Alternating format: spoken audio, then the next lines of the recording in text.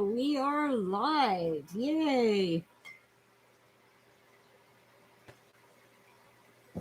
Sorry, I thought I could finish a cracker before the computer let me go live. I forgot to reduce that glare. I'll be right back.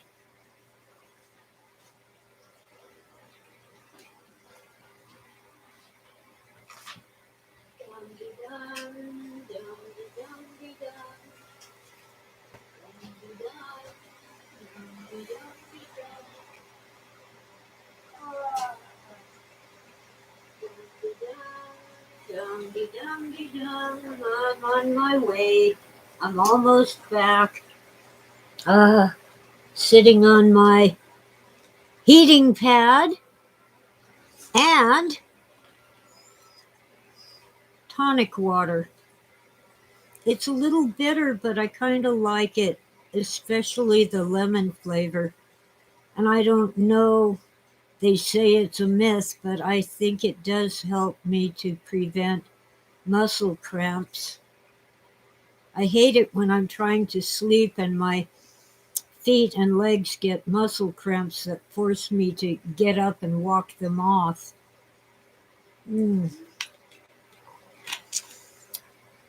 Yeah. Who knows? The original purpose of tonic water was to prevent or treat parasites in the Caribbean islands, and I guess Africa too. Not malaria, the other thing. Maybe it was malaria. I don't know, some parasitic disease that was common in places like Haiti. Probably still is common. Now, malaria came from mosquitoes. Let's see. Hang on. Quinine treated what? Yeah, malaria. It is a parasite. Okay. My brain almost works. Hi, Witta. Now, if I remember correctly, I have not been able to mail you a book. I think you're the one who didn't get a book yet. Well, first, on 2 days before Christmas, our main highway washed out, the one up and down the mountain. There are 2 alternate routes, but they take about an hour longer, and one of them is no fun. Oh, thank you, Witta.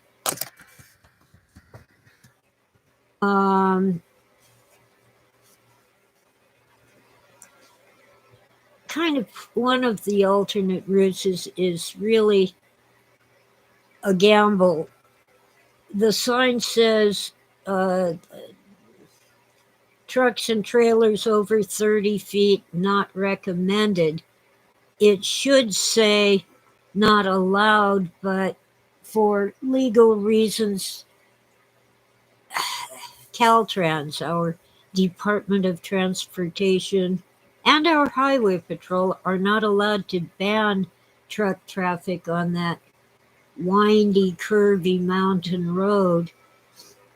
It appears to be the only alternate route that is designated as a highway, even though some routes on surface streets would work much better. See, the 15 freeway from Las Vegas and beyond, I think it goes all the way to Salt Lake City. And down here it comes down to San Bernardino and I think into a little corner of Riverside County. It hooks up with the 215 up here in San Bernardino, and then continues going south, where you can get on the 10 to Los Angeles or going west, or you can go east, I think all the way to Florida on the 10. Anyway, really, when the 15 has a jam or a closure, all these big trucks try to come up the back way onto the mountain. It has hairpin turns. It's horrible even in a Jeep or a regular car, even in good weather. And semi trucks tend to get stuck. I have been on that road, and I'd see say a truck hauling a boat trailer trying to make a curve, and I would just stop and wait because they could not do it without going onto the wrong side of the road. So I thought I'd be courteous. Whether it's a big U-Haul or a truck with a trailer or a car with a trailer, it's best to give them room and let them take the curves as best they can. Okay, we had Snowmageddon. Let's see, so 2 days before Christmas, Highway 18 up and down the mountain washes out. We can take 18 from around 5,000 feet going up, but for a couple days you could not use it to go to Big Bear. They managed to get some emergency work done, so now you can go to Big Bear on the 18. But to get to Crestline, you go up the 330 to Running Springs and come back down to Crestline. Adds an hour to your trip. And if you're working down the hill and living up here, that's a real problem. But that wasn't so bad. We dealt with it. Sorry. One of my major sins, tobacco. The real problem was New Year's Eve. That morning, the internet went down, which was bad enough. But the wireless cell phone service also went down. And I don't have a landline. It's too expensive, and I really don't have a use for it. The cell phone, on the other hand, can go on Facebook, can send text messages and all sorts of things, even get my email when the internet is down. Well, not on Friday, Christmas Eve. Nope. You see, we've been having snow every day, starting Tuesday night. Oh, well, first we had just bitter cold and devil wind. Then we had snow.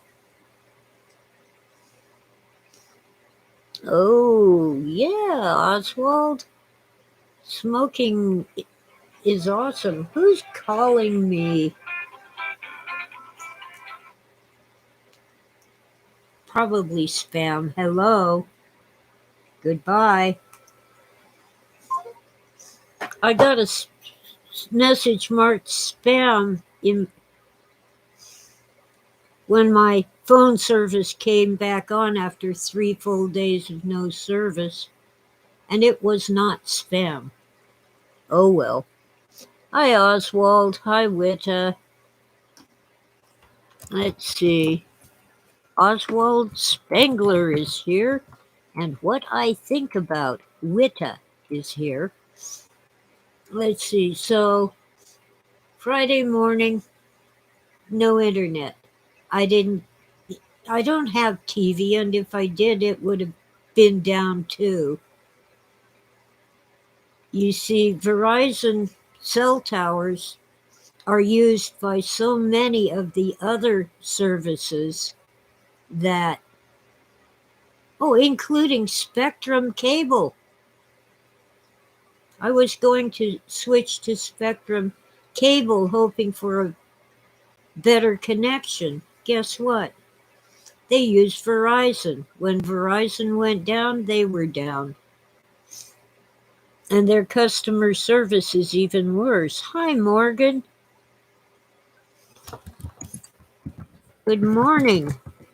All right, so our main highway's closed. Takes an extra hour to go up or down the mountain. And Friday morning, everything goes down. Apparently, fallen trees took out the Verizon cell tower. I think there's two of them, so it must have taken out both of them. They had no backup, no redundancy, nothing, no plan. So I didn't get to watch the Pope's message on New Year's Eve. Now, I'm not a Catholic, but I look forward to that every year. And then I didn't get to see the Rose Parade on New Year's Day. Still no internet, still no phone. I have an old radio that you just turn it on. We don't get many signals up here, but I had KFI. They never mentioned the Verizon outage. Even when they were promoting coming up here to ski, they didn't mention that our main highway was out of service. They didn't mention that nobody's cell phone would work up here. But yeah, come on up and ski. They didn't even mention that 330 got closed for rock slides. So the only option was okay, it's not the 38.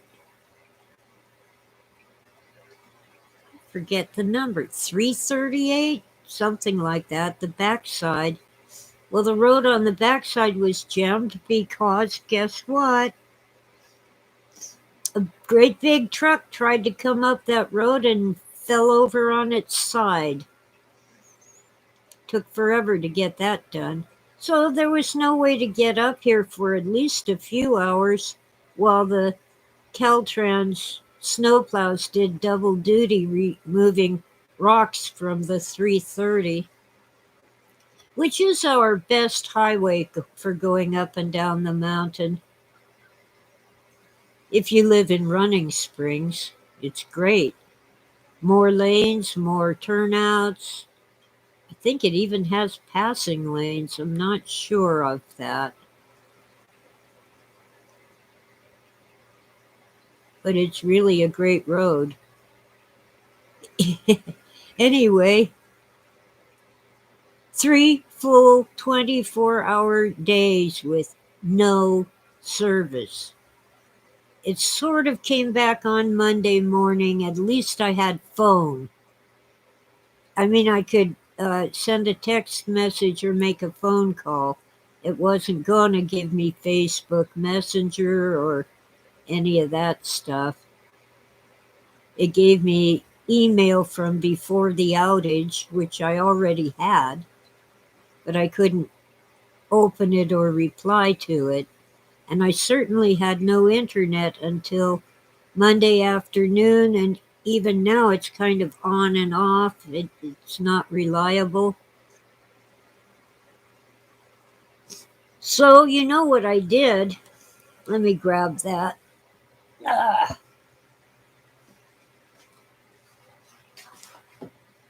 I watched Firefly, all 4 discs. I think I missed a couple episodes because the navigation is clunky. But see, there's 4 discs.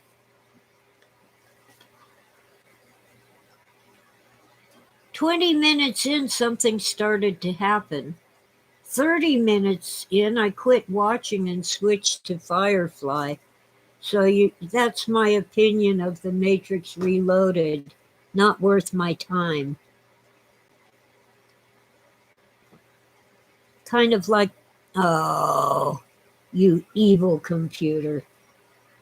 Evil computer cutting out. I'm going to start up an alternate connection just in case.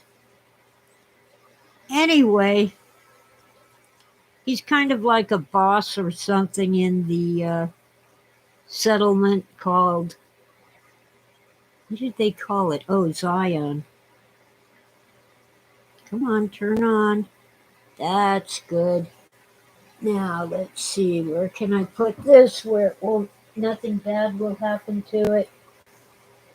And just in case, come on, give me my mouse, you evil computer.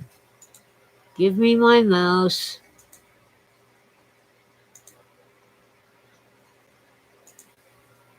All right. Excellent, I think. All right. Firefly promised a lot, but it failed to deliver.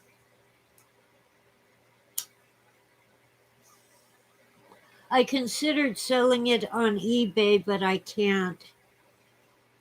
It pushes the boundaries of child porn, and in a couple of spots it crosses the line.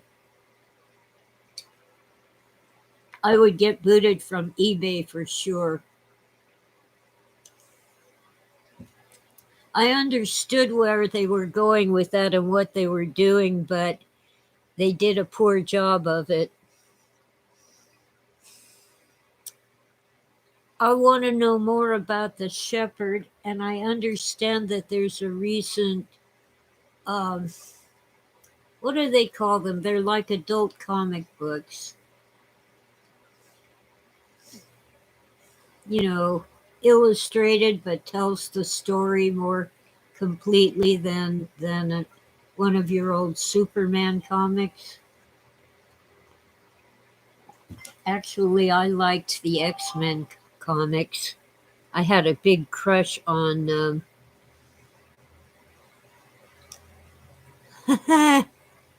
oh, what's his name? Not Wolf. Not Badger. Hugh Blackman played him, and like knives come out of his hands, and he turns into an animal. What's he called? Um, kind of like a werewolf. Oh well. Later, Gator. I gotta look him up. Hello, Corona. All right. X-Men. I thought of it. Wolverine. Thank you, Oswald. Okay. In Firefly, on these discs, and some of the episodes were never aired. Probably these episodes. The crew helps this little town to get rid of bad guys. Kind of like the Magnificent Seven. They're given these prizes, the people are poor. One guy is given a stick. I guess it's a walking stick or a beat people up stick. Well, next morning, the captain is checking out the cargo, and there's this little girl who claims she's his wife, that they couldn't afford to pay for the help, so uh, he married her, and he was so drunk he doesn't remember, but apparently he did marry her. And I say apparently. She turns out to be an adult pretending to be a child, but, he isn't having it. But on their wedding night, she gets partially nude in front of him, and we still don't know at that point that she's really an adult. Turns out, of course, the old poison lipstick, well, so she gets him to kiss her on the lips, and it isn't poison, it just knocks him out. He's unconscious.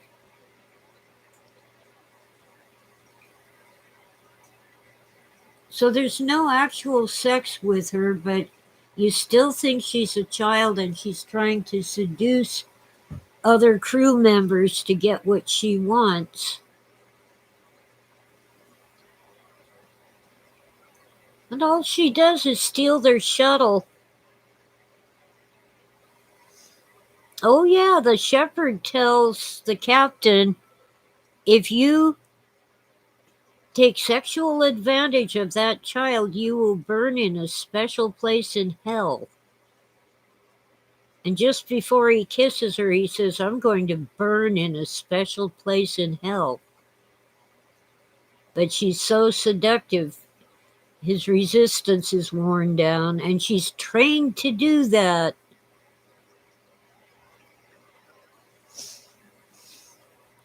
Well, I guess they did good makeup and costuming, because you think she's still maybe 12 years old until the truth is revealed, and it isn't made explicit. You have to pay attention and catch on.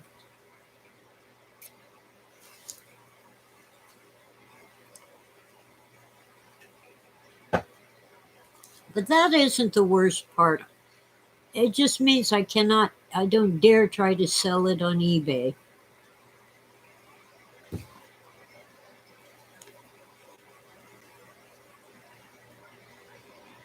No, child was not a figure of speech. You don't burn in hell for a figure of speech.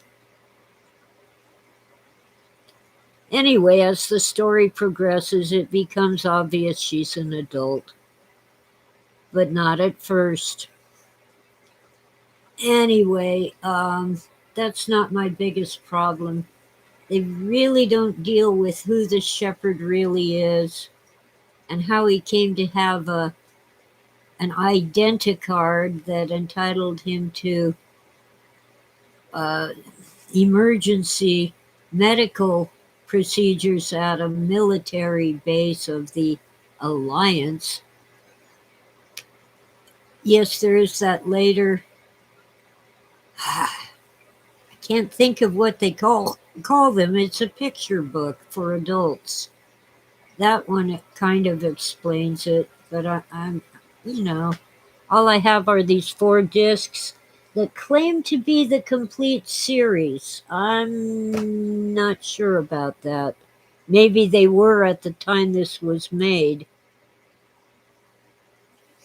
Well, Witta, I'll check it out if it's for sale on eBay, but it might not be the same set.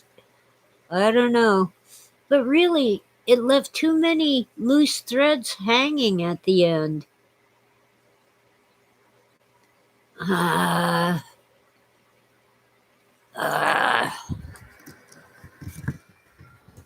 will look something up.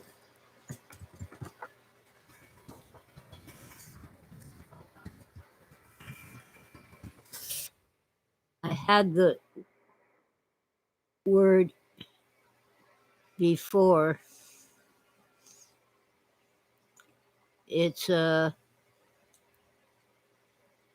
on. It's called The Shepherd's Tale.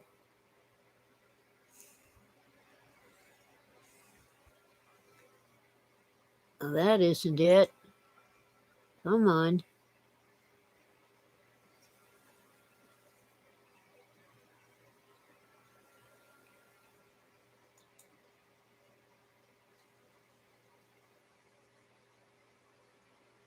Well, they're all calling graphic novel.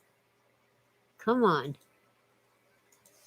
I knew it was something fancy, so adults wouldn't think comic book. Graphic novel. It's more than your, oh, they used to be 10-cent comic books. They're over $1 now, and they aren't nearly as good. Anyway, yeah, it's a graphic novel about I think it's called The Shepherd's Tale. And half of the Google hits spell shepherd wrong. It's Shepherd, ShepHerd, a guy who herds sheep.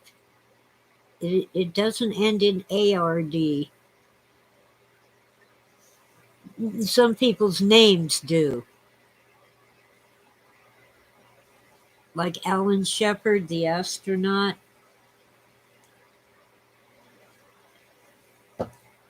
Anyway, he's a really intriguing character, and these videos don't really take advantage of that. It looks to me as if they had to make their final episode in a big hurry because they ran out of money. They lost their funding.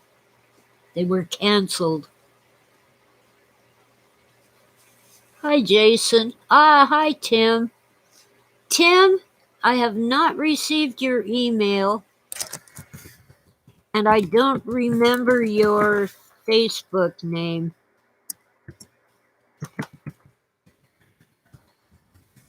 So I can't send you a book. Can't do it. I was kind of hoping Jan would show up and participate in the book giveaway. I haven't gotten to the part where I get into the box and dig out another copy of Blade Runner creator Philip K. Dick.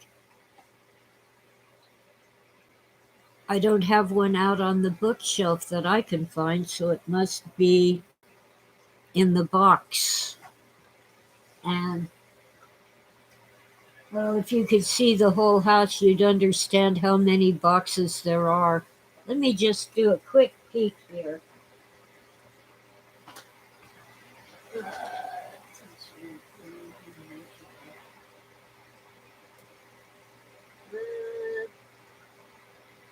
Nope.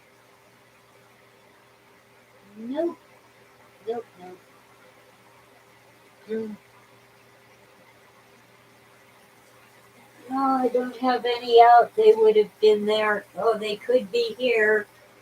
Doubt it. Not likely. There's a bookcase back there that you can't even see. And then there's boxes of books in the bedroom behind the bed. It did not arrive, Tim. I have not received an email from you. Let me type out. Jeez. Could I be more clumsy? Okay. Now, let's see. I'm going to type out my email without turning it into a link.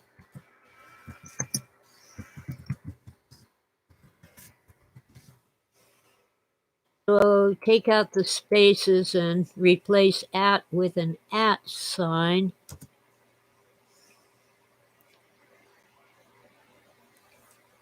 I actually sent myself some emails to Kitty's Cats 777 from another email address to make sure it was working. and it does seem to be working. But I suspect that Verizon was having trouble before the tree fell on their tower. But if you message me on Facebook, that might work better. I just don't remember your Facebook name.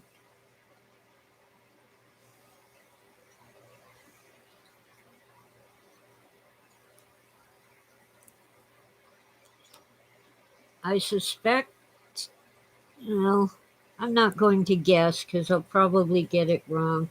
Anyway, Firefly is very interesting, but during the first episode, I had the feeling that I was watching Star Wars from Han Solo's point of view.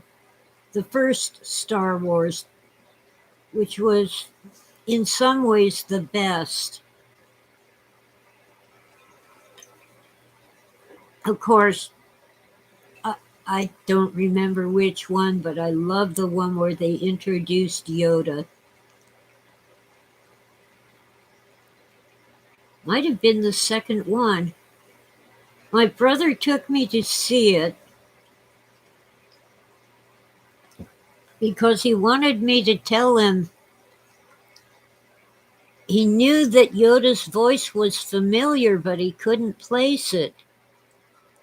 And when Yoda started talking, it just clicked. Fozzie Bear. One of the Muppet voices. Fozzie Bear, the bear playing piano, the piano playing bear Muppet.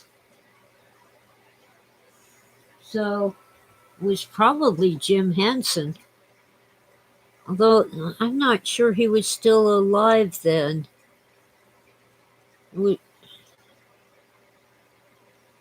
When Star Wars was made.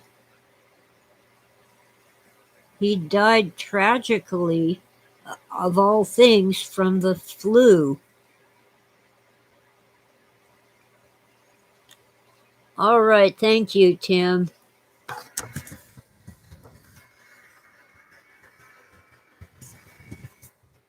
I haven't mailed Witta's book because we had Snowmageddon.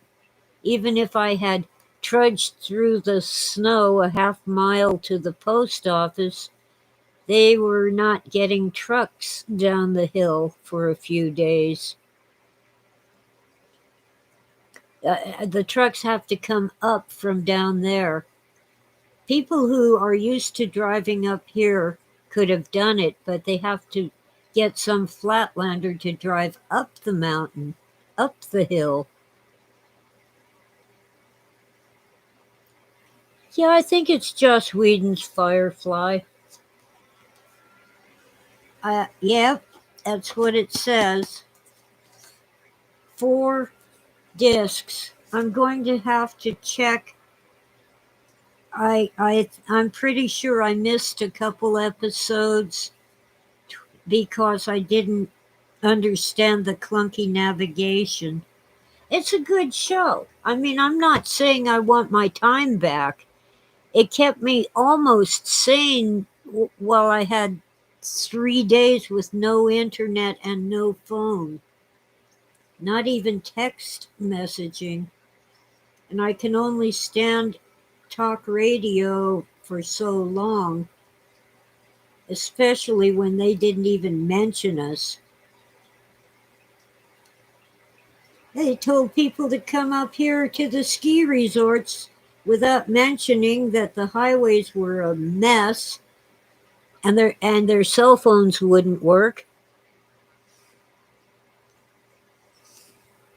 Oh, Witta, it's okay. I didn't risk getting hurt.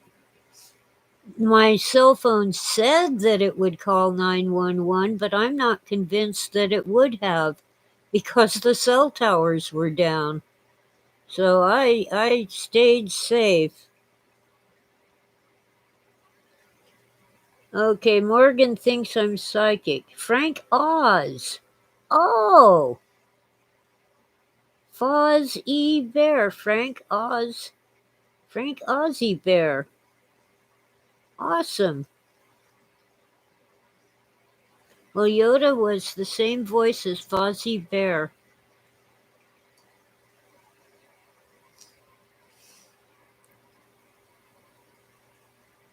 Circle K. I guess wish somebody could have finished something. I think Firefly is what you're talking about. Yeah. It really looks like the last episode was rushed, so they must have lost their funding. Was it on Netflix or some other channel? It was a mini series or a series on one of the streaming services. It's actually quite good in many ways, but as I said, the first episode made me think it was Star Wars from Han Solo's point of view. But, it's one of those shows that actually focused on the story and the characters, even though it had way too much brutality, way too much violence. A lot of it was over the top. On Fox. Oh, it started on Fox and moved to Sci-Fi. That makes sense. And they kept changing the day and time. Uh-huh. Yeah, I got messed up over Murder, She Wrote. The final episode, the last one, was moved to Sunday. I forget. I think it was originally either Wednesday or Thursday at 8 o'clock at night, and they moved it to Sunday, right opposite the X-Files. And I said to myself, well, this is the X-Files time slot. I'll watch that because surely they'll rerun the final episode of Murder, She Wrote. They didn't. I had to wait until Murder, She Wrote was on a streaming service. Years and years. It was on either Prime Video or Netflix. So it was like a decade before I got to see the final episode of Murder, She Wrote. I was angry, and it was good. Now, with Firefly, it's on disc. I'm hoping that there's more, video made. They could trash that final episode and do something better if they had the funding.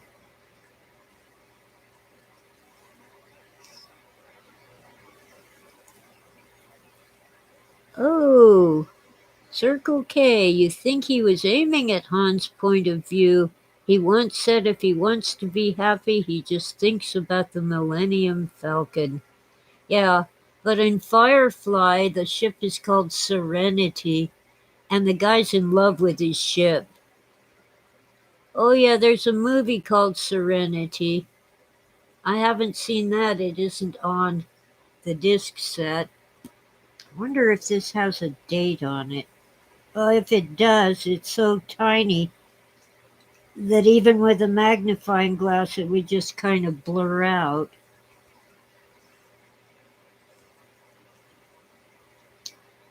Produced, blah, blah, blah, with 20th Century Fox. 4-disc collector's edition includes. Oh, I have not watched the extras. What do they call them? Bonus or something? Includes 3 never aired episodes. So if you just watched it online, you missed the child porn I was talking about, it's one of the worst of it is one of the never aired episodes. Now, she wasn't really a child, but we were not allowed to know that at first. The complete series. Well, maybe I'll do a giveaway of this set of discs. Or maybe I can put it on eBay. We'll see. I'll watch the sellers who listed it and see if they get in trouble.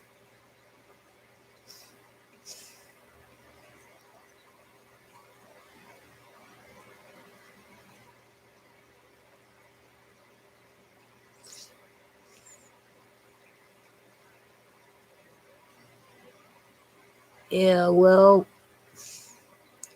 um, it must be that you never saw the 3 episodes that were never aired. If you didn't get that about, what's her name? The captain's wife, in quotes.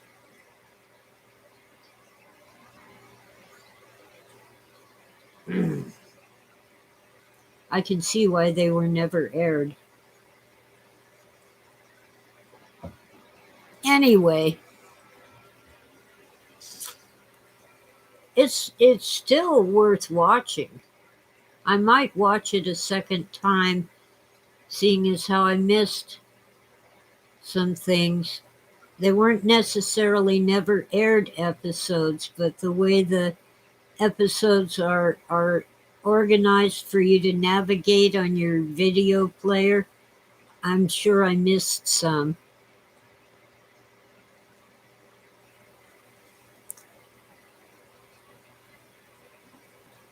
Oh boy, am I ever tired. However, don't bother with The Matrix Reloaded. Yeah, the redhead. She has a bunch of different names. First, she calls herself Saffron. I remember that one. Then she keeps using different names with her different husbands. Where'd I put him? Oh, well. When she claims to be married to the captain, and I don't remember his name because they always call him Captain. Anyway, she's Saffron, and she's acting like a little girl.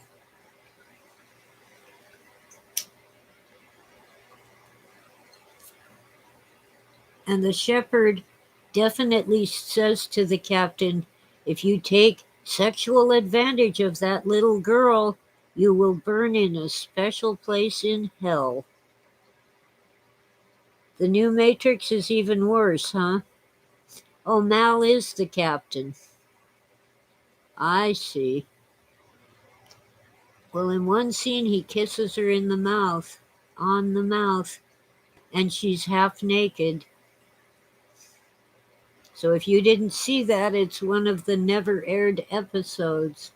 Probably Fox or Sci-Fi, whichever channel they were streaming on, said, "No way, Jose."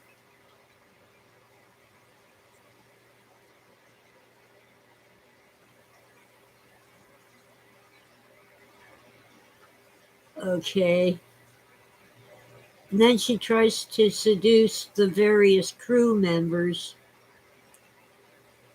but what she's really doing is knocking them out so she can steal a shuttle.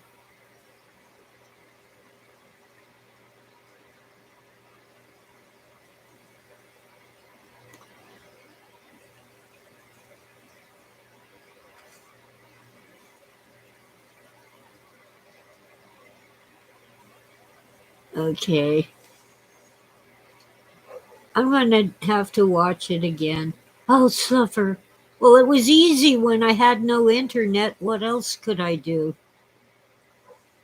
The minute Mo Kelly comes on KFI, AM radio, the big 50,000-watt boomer.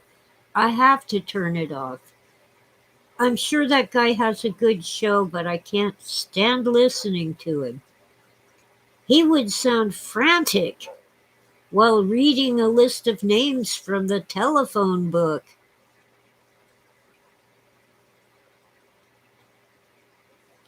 I don't like frantic. And Bill Handel on the law bores me. It wouldn't be so bad if it weren't always reruns that I heard years ago already. Of course, this time it had been so long I didn't remember them, but I still am tired of his show. And of course, overnight it's Coast to Coast, followed by a repeat of Coast to Coast. I fell asleep one night and Coast to Coast was playing when I woke up in the middle of the night going, what the? Was Jonathan something? And I'm not sure whether he was talking about ghosts or demons or E.T., but I had to turn it off.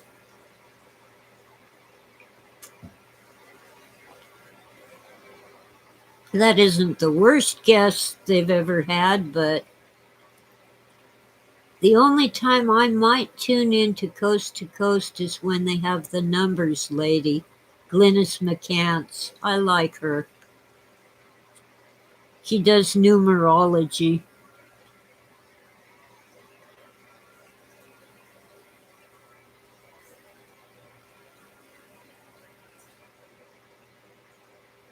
Anyway, I'll watch Firefly again. It was not a waste of time. It just didn't deliver as much as it promised. And I would love to see the movie Serenity and maybe more episodes of the series. Arc Midnight, yes. Arc Midnight is pretty darn good. I think I was on Arc Midnight once. Either that or I was scheduled, but something happened and I didn't get on. I usually accept invitations, whether it's a podcast, a YouTube, whatever. But I will never go on Coast to Coast. I did that once, and only because it was Jimmy Church. And I love his voice. But lately his show, which is no longer on Coast to Coast, he has his own network. It just doesn't do it for me. I can't say that there's anything wrong with it. Just take every guest with a grain of salt. Big grain of salt. Even me if you want. Um, but, just doesn't do it for me anymore. And of course, I couldn't listen when I had no internet. Fade to black, yes. Fade to black is not your father's coffee. Well, I'm kind of tempted to try the coffee they sell, but it's dark roast, and I really don't care for dark roast. I like Jimmy Church. And his background is a wall covered with electric guitars. Apparently, he's very good at playing the guitar. But how many do you need? There's like at least a dozen.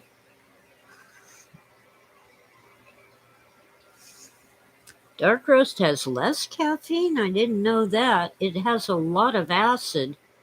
They make dark roast by burning the beans, and it has that burned flavor.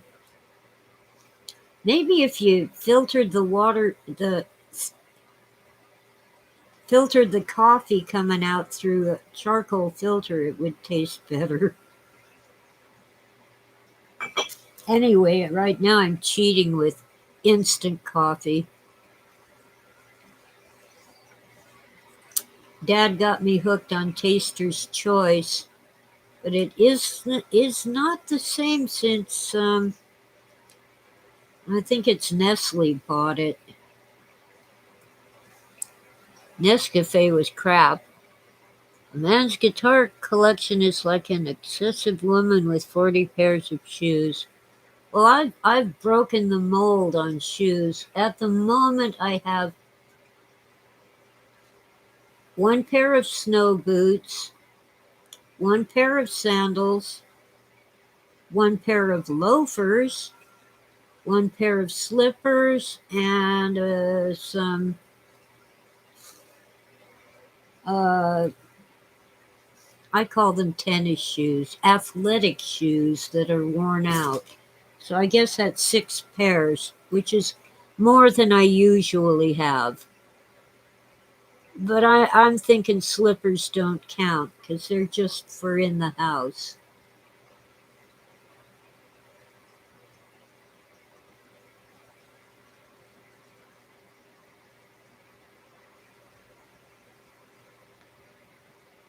Yeah, I like Jimmy Church too, and I'm glad he left Coast to Coast.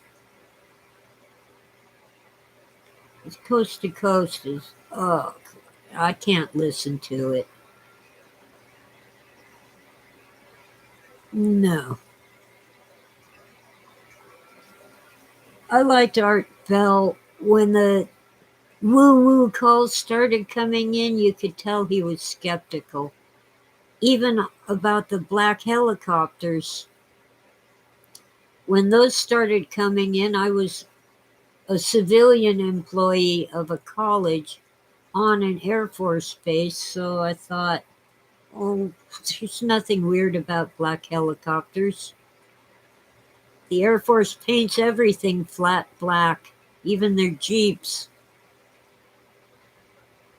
But I guess it is kind of unusual when you have 2 or 3 of them circling above your home.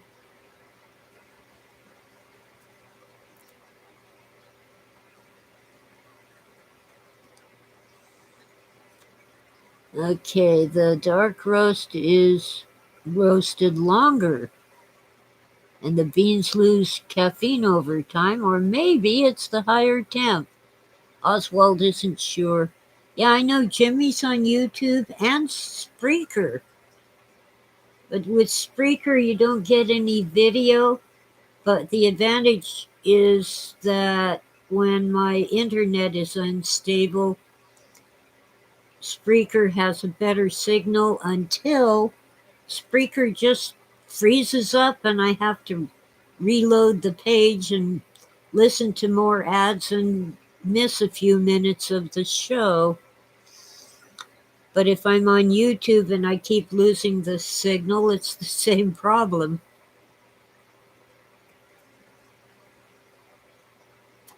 I'm on Spreaker, but I have never done a podcast on Spreaker. I just listen to other people. Really, you can't do a whole lot without spending money. I'm hoarding money to get some repairs done to my house when the weather gets better, a little warmer and less wet. It's at the point where if I don't get a few things repaired, it won't be habitable. It's on the edge now from dry rot and carpenter ant damage. Carpenter ants are like termites on steroids. Great big black ants up to an inch long, and they eat wood. Well, if you like the flavor, you like it. I don't care for dark roast. I don't like the flavor. Oh, you grind the beans into a powder, eh? Like whipped cream. Okay, I'm going to do um some cooking.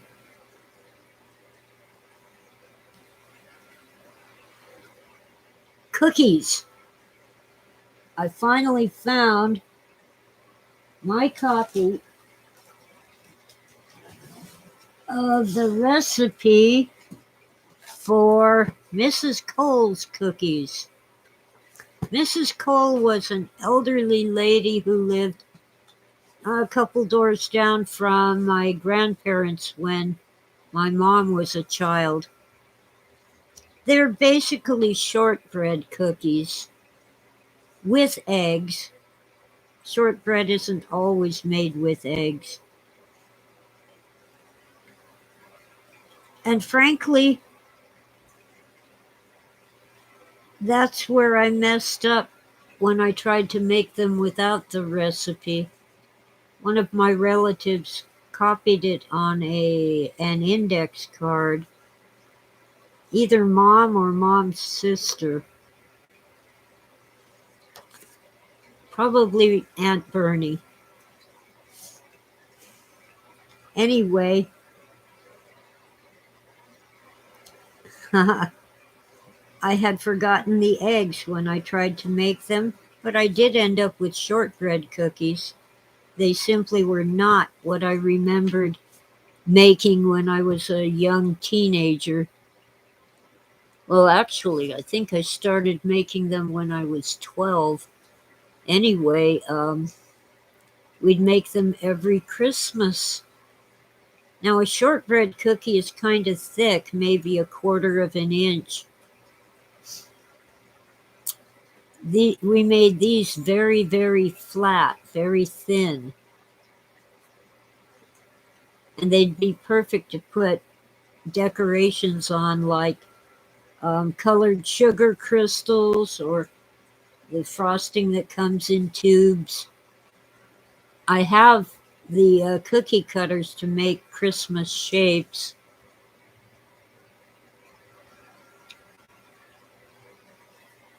Circle K. That used to be a thing around here, by the way. It was a store. Always reminded me of a gas station.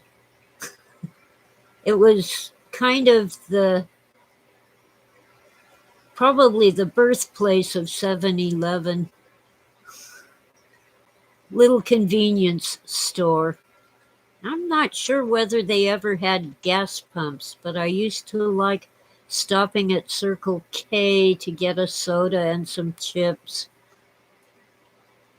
If you're in England, they're crisps. Gingerbread cookies. You made gingerbread cookies, Circle K. They wouldn't rise.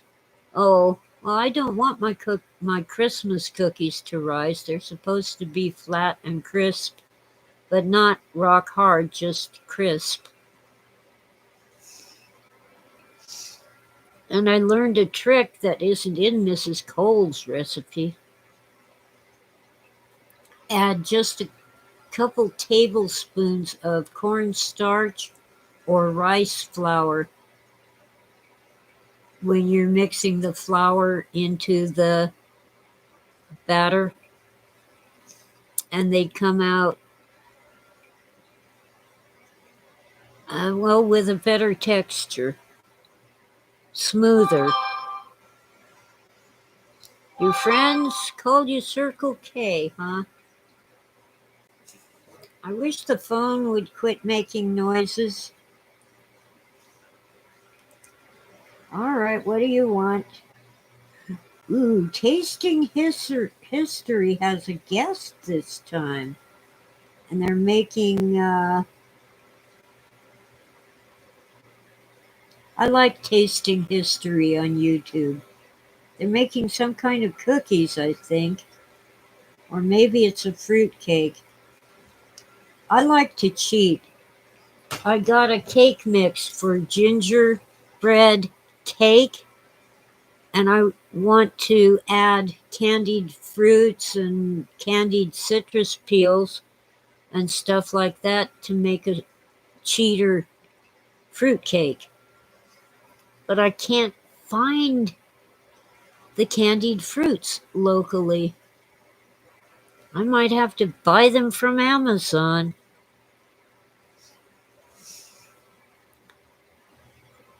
I've never tried to make gingerbread cookies. I have made peanut butter cookies and, of course, the usual Toll House cookies.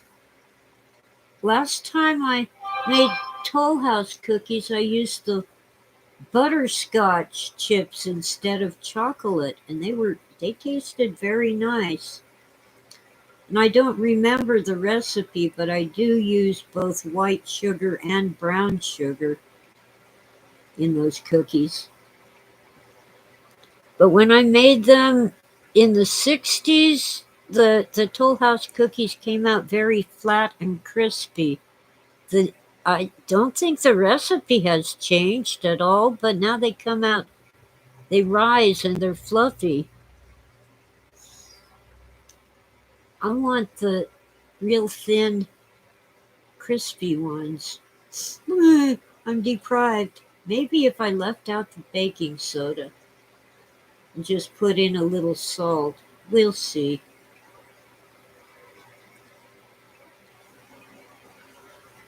Oh well, I gotta do something before the eggs are out of date. I love eggs, but they don't love me anymore. I can have French toast or pancakes with real eggs in them, but I like scrambled eggs on toast with some ketchup and a little salt, sometimes fresh ground black pepper.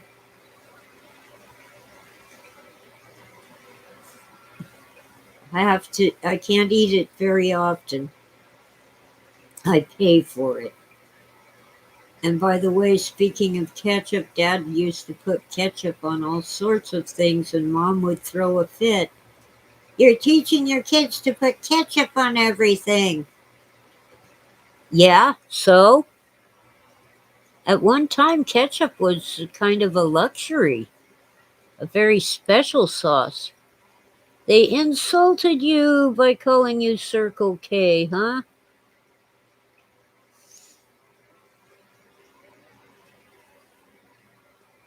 Oh, Circle K used to be 3 Ks, huh? Wow. Well, I remember one of the first convenience stores in our neighborhood in Anaheim was U Totem,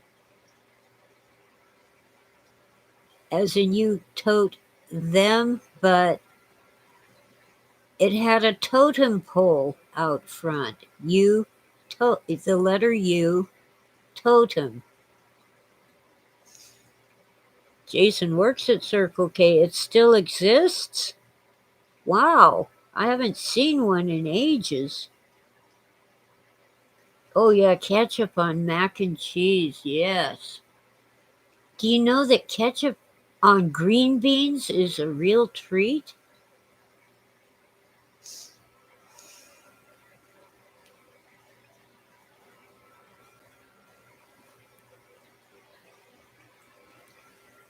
Oh, and the big thing about 7-Eleven was they opened at 7 in the morning and they didn't close until 11 at night.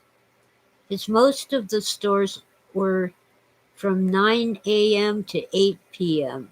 And after that, you were out of luck outside of those hours.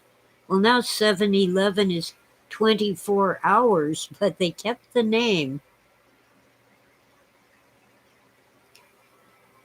I guess I'm in the wrong neighborhood. I just don't see Circle K anymore.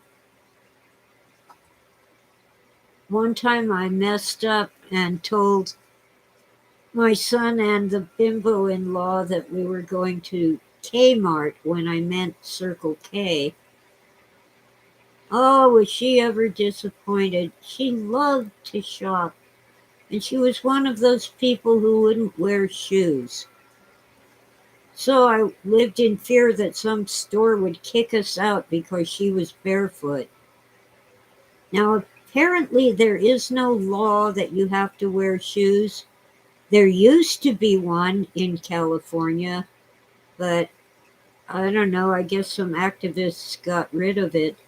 But any store can have a policy. I'm sure you've seen the signs on restaurant windows: no shoes, no shirt, no service. Oh, it's no shirt, no shoes, no service. And they're within their rights. That's private property. If they want you to wear your shoes and your shirt, you have to. Yeah, I used to love the fact that 7-Eleven was open after Stater Brothers closed. Stater Brothers pretty much has the whole market on groceries in this neck of the woods. If you drive out to the western part of San Bernardino County, you'll find Ralph's, which is horridly expensive, but you won't find Stater Brothers. They must have a non-competition agreement. And down in Orange County, Vaughn's seems to have the market in groceries. They're mostly horridly expensive, but not as bad as Ralph's. But the thing about Ralph's and Vaughn's is that you can find things there that you can't find anywhere else. They have it. I did finally find some smoked salmon at Stater Brothers. I made a clerk find it for me.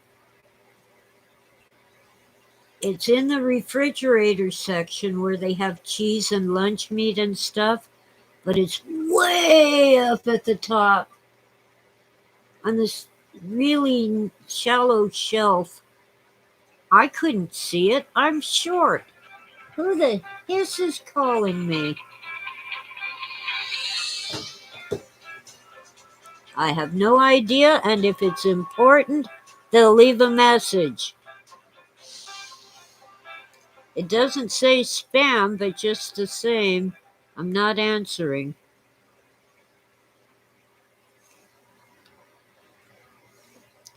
Yeah, let's see. Firefly. I'm not even going to watch The Matrix, but I did watch a couple old westerns, and I had no idea how brutal they were. Because when I saw them back in the Dark Ages on television, they were edited for television.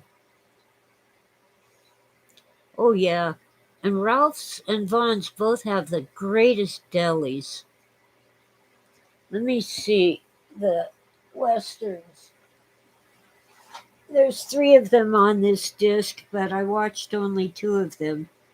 Lee Van Cleef in Death Rides a Horse, and Lee Van Cleef and Jack Palance in God's Gun. The brutality that they edited out for television. Thank God they did. I was a kid when they ran, on in those weird time slots on the television. Plus, we had a black and white set until 1970. Might have been, yeah, I think it was 1970 when we finally got a color television. They had been in existence for quite some time before we got one. Well, anyway, both Lee Van Cleef and Jack Palance are quite famous for playing bad guys. But in both of these, Lee Van Cleef is the good guy, sort of. Sort of a good guy.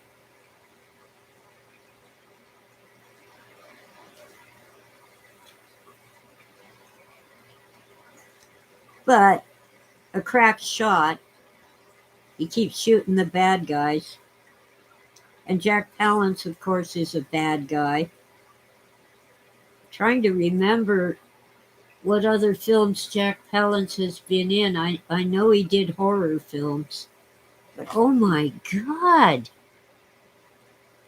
When it was on television, they cut out the rape scenes and they didn't show, the way porn will show sex.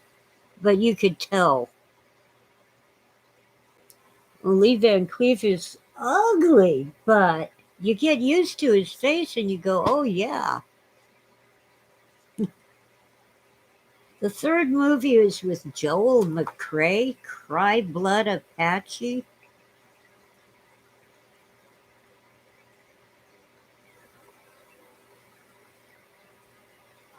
Okay. Kid Rock got to be a cowboy, sorta. I'm not into Kid Rock, so I'm really not. I have no clue. I think the biggest crush I ever had was on Johnny Cash. He was way too old for me, but so was my husband. Um, I got itchies. I washed my hair, so maybe I need a different shampoo. Oh, you were kidding about Kid Rock. Is Jason, is that a pun? Kidding about Kid Rock? Anyway, I don't know enough about Kid Rock to even understand it.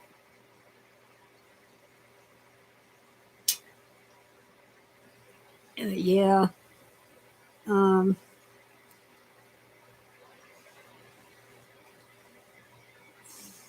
wow.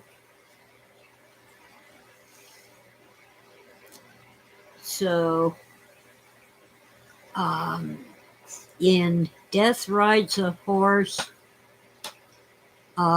these bad guys, this gang of bad guys kills a whole family and their ranch hands and burns down their house.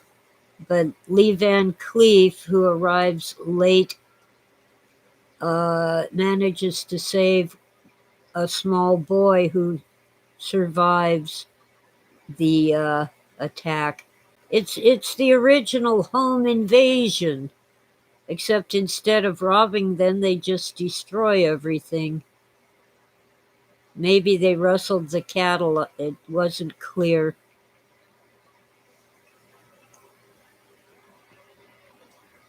Spending big money in the metaverse? Quentin Tarantino's westerns? I don't think I've seen them. I did see. I'm pretty sure it's one of his movies. Oh hell, what's it called?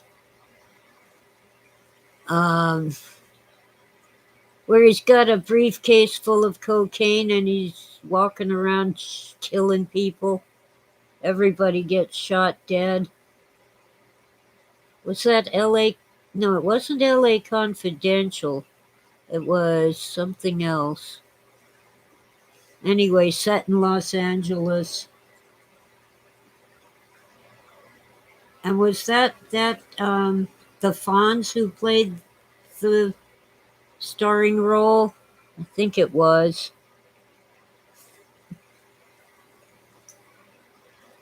You know, Fonzie from Happy Days. Pulp Fiction. Thank you. My memory is, in some cases, right on, and in other cases, I'm like clueless. Yeah, John Travolta. Um, yeah, the Fonz. Um,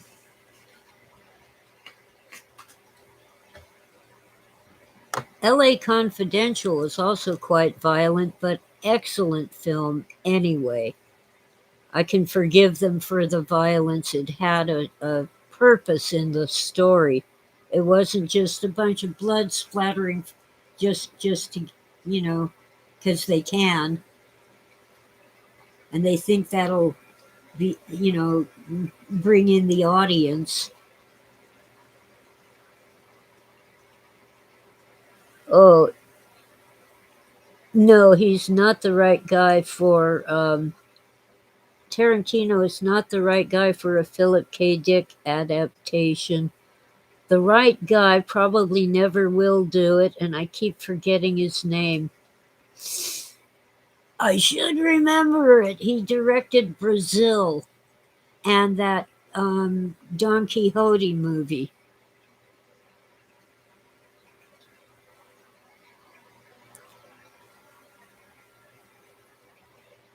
Tarantino's going to do Star Trek? Yes, Terry Gilliam, Lorraine. Hi, Lorraine. Yes, Tim Greenglass, Terry Gilliam. I expect him to have a more Hispanic name, but oh well, that'll work. Terry Gilliam. I really want him to do Ubik. I've even tried to message him saying so. He's the perfect director for it.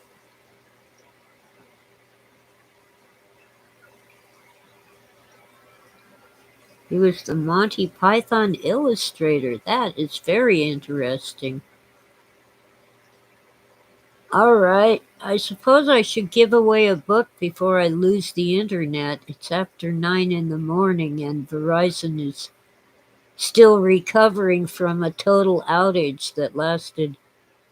Well, the total outage lasted 3 days. The interruptions, interrupted service adds another 2 days to it.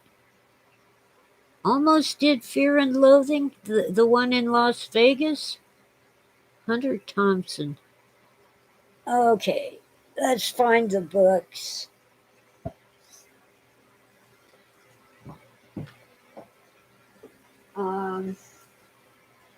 Oh dear. I'm assuming that Tim wants The Darkening of the Light.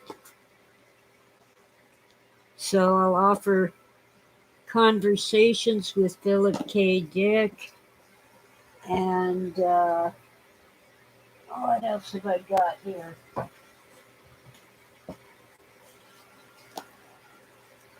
Okay, I'll give you 3 choices.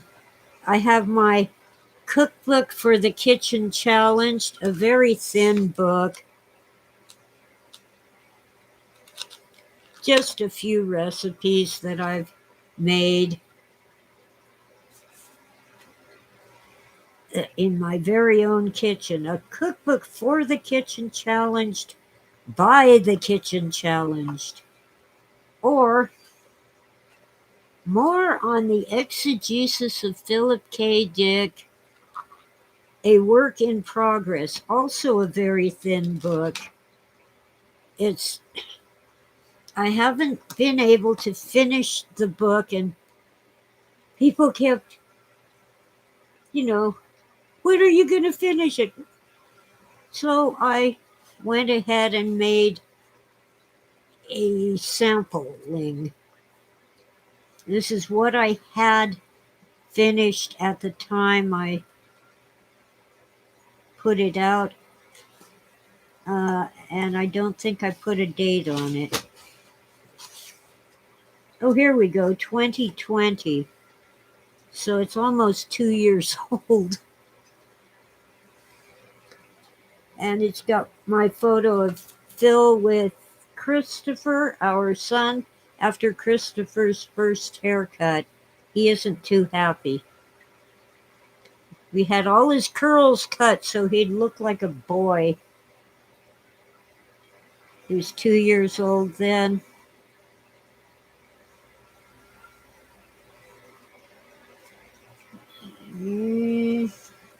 Yeah, 2 years old, getting close to 3. So anyway, either one of these or Conversations. I have a copy of Blade Runner creator Philip K. Dick somewhere. I just don't know where. Let's put these away before a cat decides to sleep on them. Uh,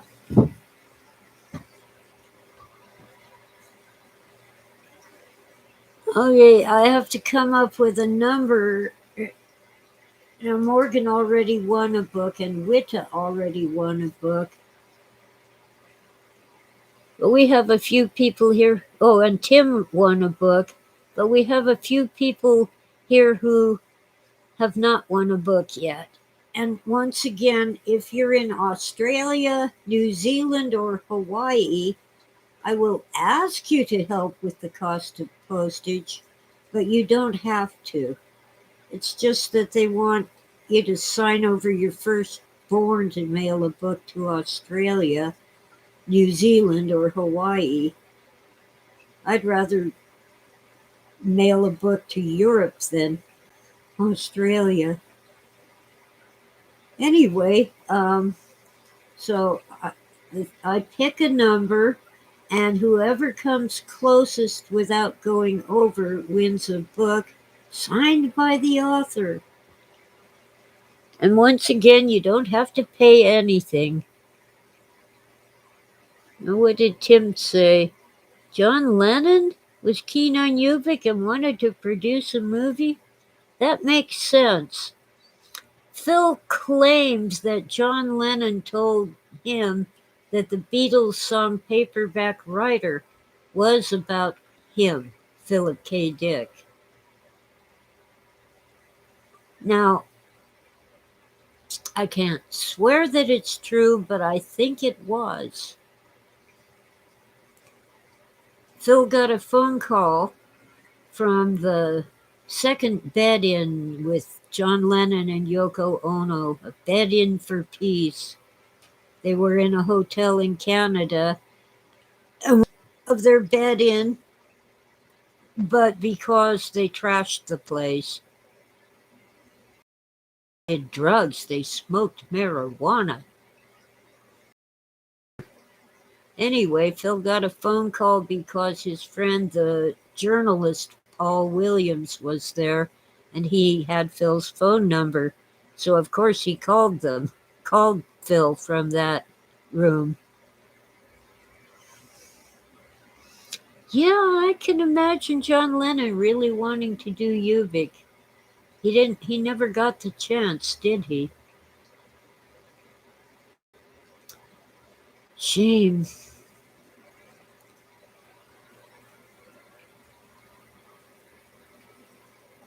Ubik is amazing. Now, just for fun, I made a screenplay for Ubik,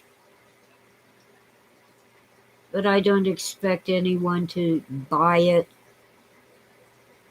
and make the movie from it. But I think my take on Ubik is pretty good.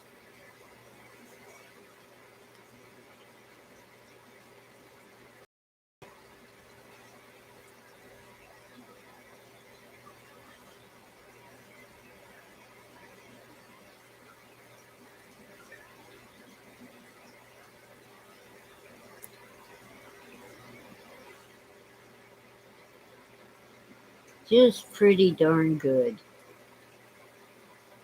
In my Glenn Runsiter, but it's Joe Chip who killed them. Oh, you evil computer. Come on. Evil computer. Just as I got to the punchline, it said, "Your connection is unstable. Please wait while we try to reconnect." Anyway, in my version, Joe Chip kills the others, but Glenn Runsiter survives. He's sort of a suicide bomber, Joe Chip is. But there's more to it than that. And maybe someday someone will read my screenplay and agree. We'll see. But as I said, I just wrote it for fun.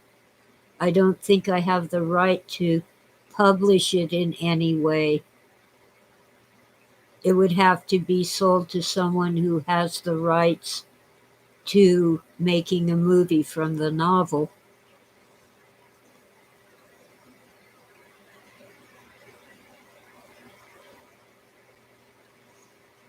Circle K, my computer and email have been whacked out for some time, but at least I have internet today.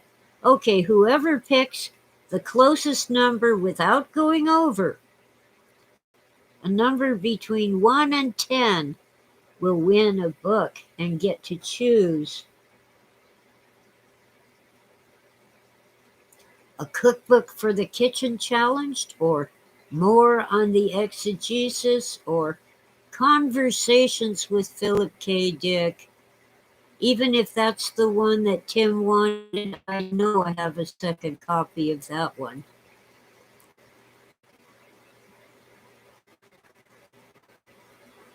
So pick a number between 1 and 10. Guys, I bought these books 3 years ago for a conference that never happened because of COVID. They might as well cost me nothing at this point. You already went over? Circle K? Oh, you picked 12. Sorry. Somewhere between 1 and 10. Any other? If nobody else tries, I'll just have to pick a winner. I'll put all your names in the hat. Lorraine guessed 7.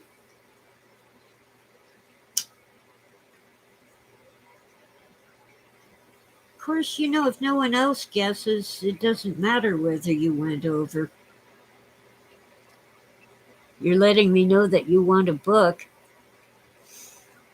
And Jason says 9.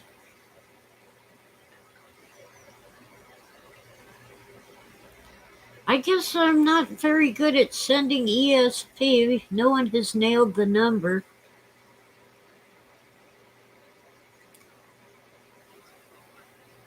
Well, Tim, you want the novel, The Darkening of the Light? You got it. I think that's what Witta chose. I can't swear to it. Circle K, you made a second guess. Oh, but your other one was 12. You nailed it. Circle K wins.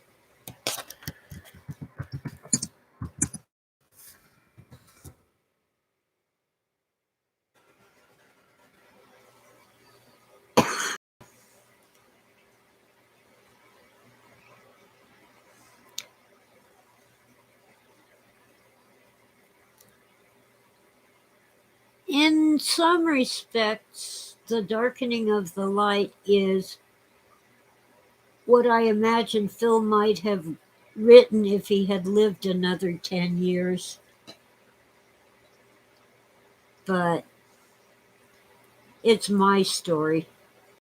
And there's a lot of my own weird experiences in it. Although I never was attacked by alien slugs from outer space.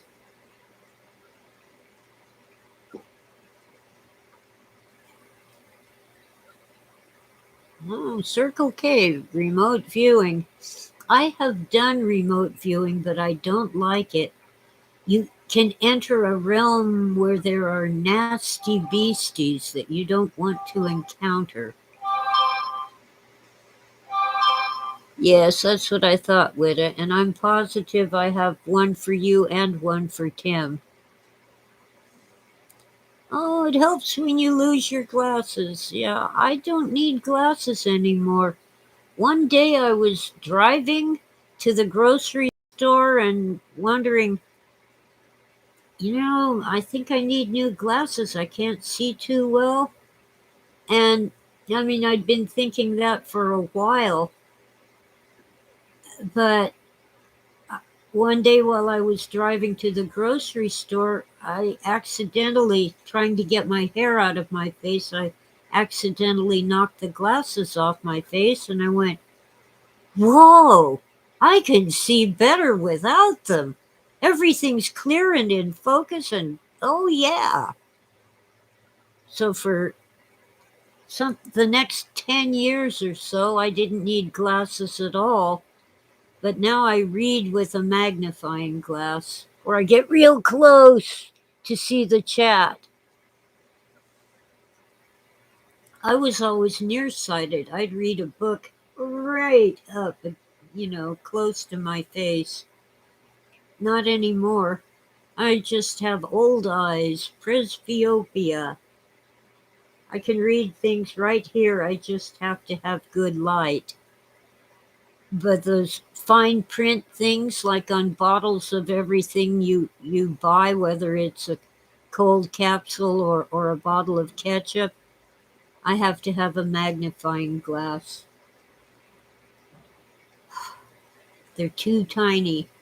And some of them are so tiny nobody can read them.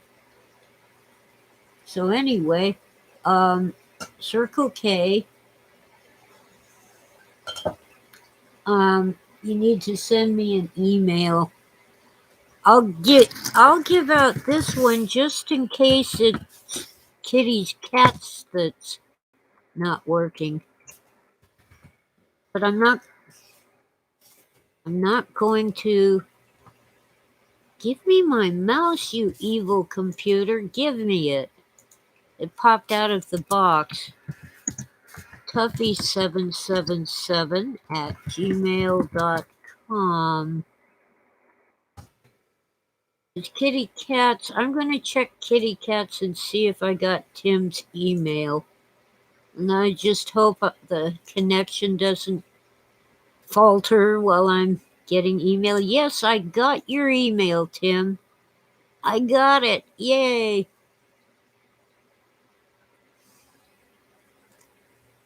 Okay, awesome. So you can use Kitty Cats and 7. Take out the spaces, of course.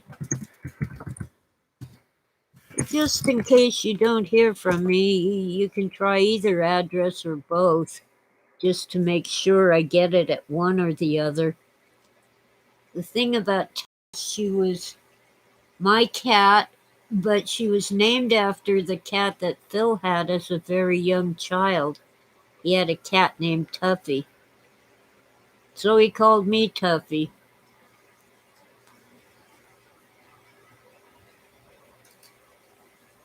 Yeah, I guess I'm practicing to be an old cat lady. But at the moment, I have only 2.5 cats. 2 that are mine and 1 that comes around to beg for food but won't come in the house.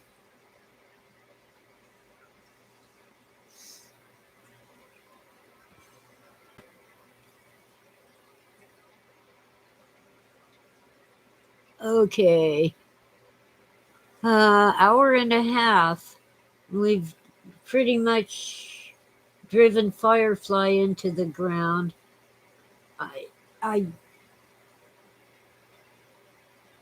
have one more Western to watch, but now I have internet, so I have to.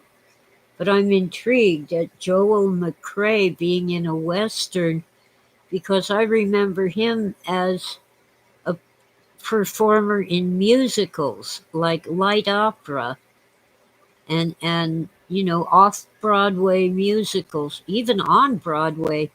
He was quite famous at one point, and his daughters were too.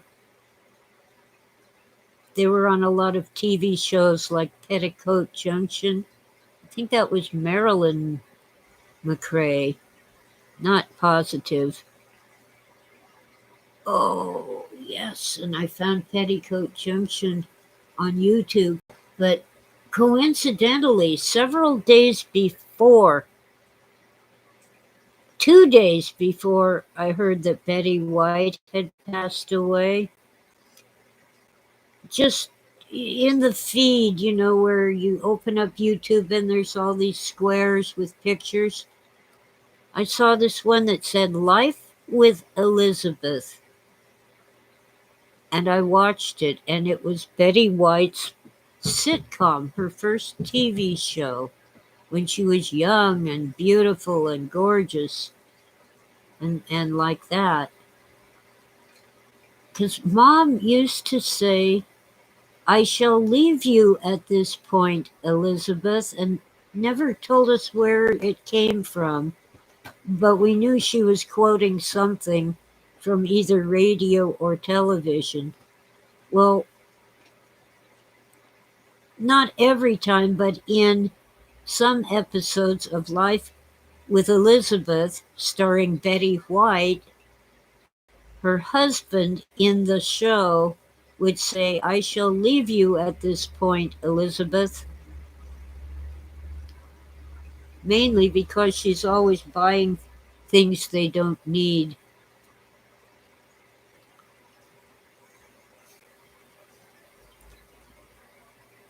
But I finally got to see it and know for sure where that came from.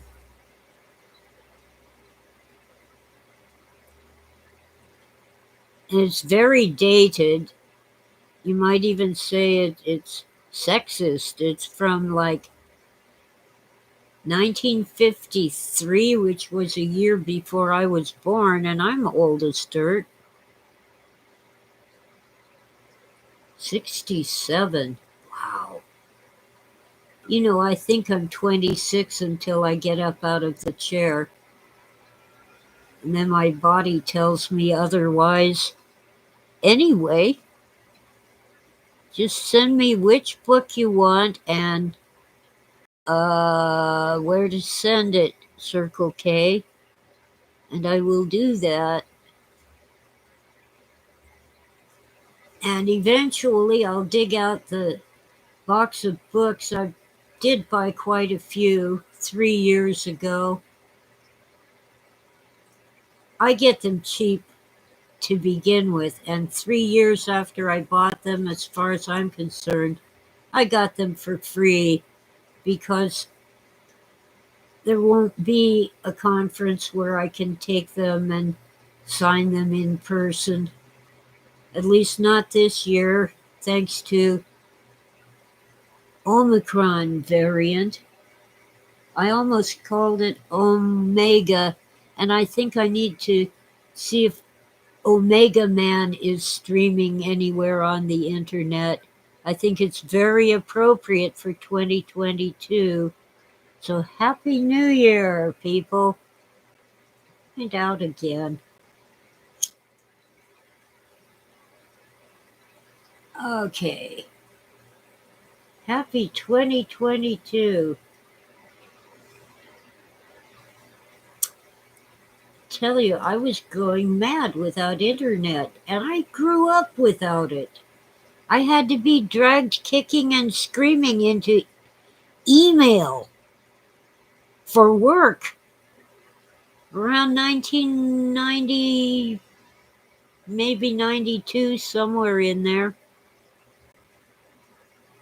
There's a movie called Omicron. Thank you, Witta. I'll have to look for it. Let's see, Vark Tech? I don't know what that means, Hannah. Well, I've got a good chat room today.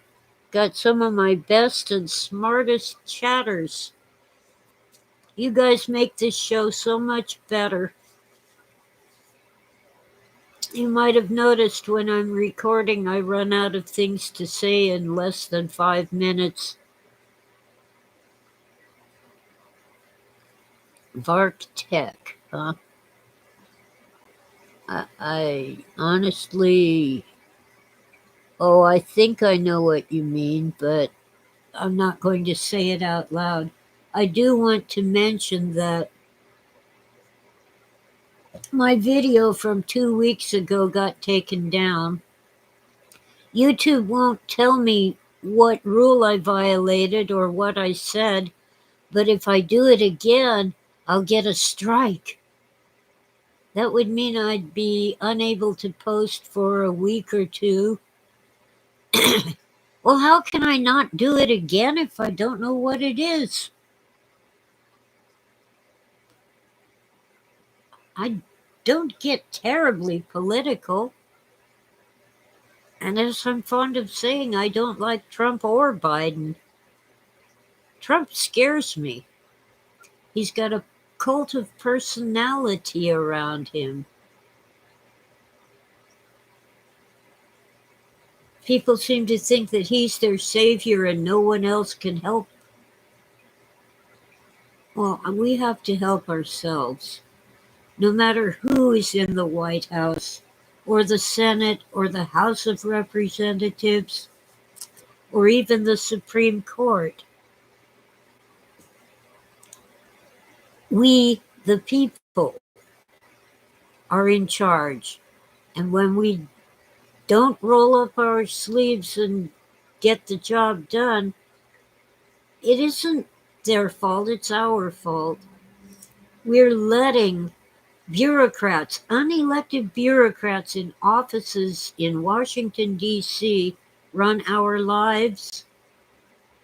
Kind of like, oh, that movie, it's a Clint Eastwood movie. I think it's called Pale Rider.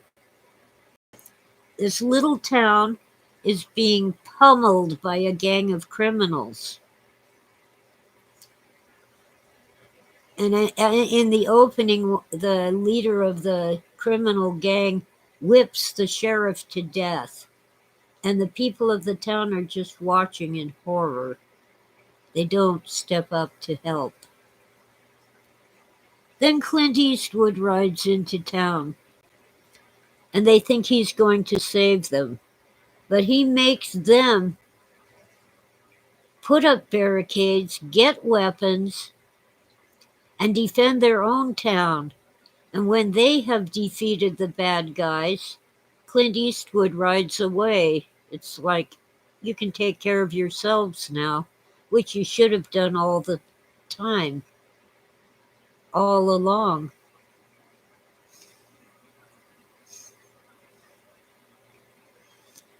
So that's very extreme and brutal and all that, but it does teach a lesson. It's what they call a spaghetti western because it was filmed in Italy on the cheap.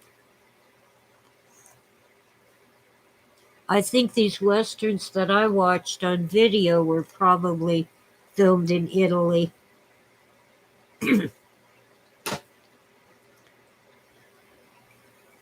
But it's a good point. Don't expect a hero to ride into town and save you, although I would like to see the Magnificent Seven in real life.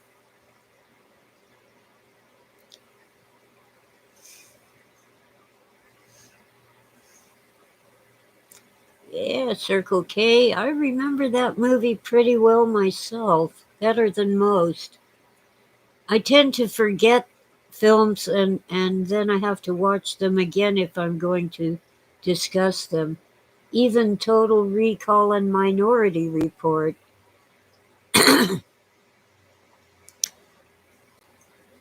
Blade Runner? The original Blade Runner was pretty darn good. Not very Philip K. Dick, but a good film. 2049.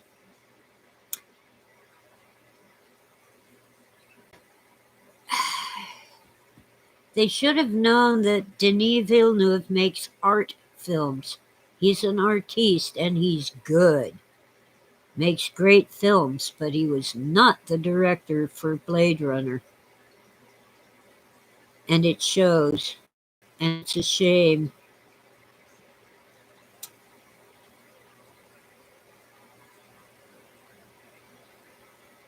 But what are you going to do? It's done. I keep hearing rumors about a third Blade Runner film, but so far it isn't happening. I wish it would.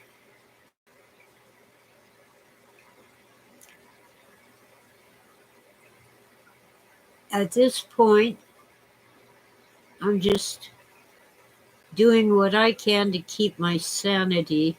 I can't believe I went nuts without internet. I think the worst part was the phone not working. But I get to call a place today and they will send me one of those life alert things where you press the button and say, "Help, I've fallen and I can't get up." Maybe that will work even when the internet is down. We'll see.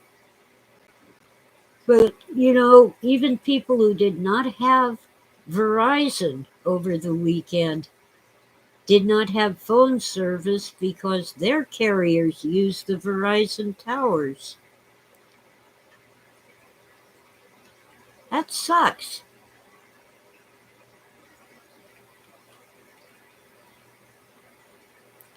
It sucks big time.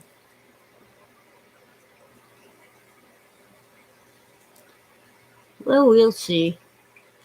But I finally went to an insurance agent and got my Medicare plan straightened out so I can choose my own doctor. Old British films from the 40s. Yeah. I liked Downton Abbey at first. It's not from the 40s, but it's about the Victorian era, probably turn of the century. They were still cooking on wood stoves, so maybe slightly before 1900. Uh, First, they put my favorite character in prison, and then they killed my second favorite character. Well, apparently they both had other jobs and they couldn't fit the schedule, but you know, uh, it was rather disappointing. Oh, the second guy that they killed off just didn't want to do another season, and then it just got cheesy. I kind of oh, it was World War I. It had to be. I don't think they were in any mate. Well, it could be Crimean War, but no, that's too. That was too long ago. It had to be World War I. They had rationing and shortages of things like flour and sugar. That was interesting. But yeah, I've been watching all kinds of films from the 40s. There's of course, there's Charlie Chan, and at first it was filmed in the United States, but the later ones were filmed in England. And then, um, all kinds of great movies like Casablanca, Humphrey Bogart, and what's her name? Which one was it? Oh, great actress. I'm totally blank. Was it Ingrid Bergman? I think it was. All kinds of great black and white films. That was a real art. And I hate it when they colorize them. They just are not the same. Black and white photography is real art. You can't cover things up by painting them in bright colors. Ain't gonna happen. Oh well. And you see, The Wizard of Oz and Gone with the Wind really were in color. They're not colorized. But when the theaters started to show The Wizard of Oz, the first, I guess, 10 minutes or so is in black and white. So in later years, it would still be shown in theaters from time to time. The audience would get upset. Or when it was on television, you know, "Oh, this is black and white. I don't watch black and white." And then when they reach the land of Oz, it's in full color to show that Kansas is kind of black and white. And of course, it ends in black and white, kind of like bookends. Okay, we're getting too close to 2 hours now. I really got to get going, so let's see. Thank you all for listening, and have a wonderful 2022. I haven't had to write the year on a check or anything like that yet, but I'll try hard not to get the year wrong. It happens every January. Here we go. Catch you all later. Thanks, Wita. Thanks, everyone. And Circle K, remember to tell me which book you want. Conversations with Philip K. Dick, or a cookbook for the kitchen challenged, or more on the exegesis. Oh, 2022 will be better because we'll make it better. Peacefully, of course. But, when you go to work, you're at your job, you roll up your sleeves and get the work done, right? Well, this is our job. Be kind, be brave, be good. Help others when you can, and don't be afraid to ask for help when you need it. Happy New Year, Lorraine.